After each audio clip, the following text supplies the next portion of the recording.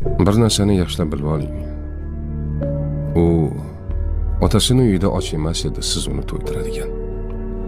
U otasini uyida kiyimsiz ham emas edi, siz kiyim olib berib minnat qiladigan. U otasini uyida malikalardek edi. U otasini uyida siz aytganda kasalmand ham emas edi. Siz boshing kasaldan chiqmaydi deb nomlaydigan. U otasini uyida kiyimsiz ham emas edi. Siz kiyim olib berib minnat qiladigan. Hammasdan kechib sizning yoningizga keldimi? Ayolingizni qadrlang. Ayol Allohning omonati. Uni xo'rlash omonatga xiyonatdir.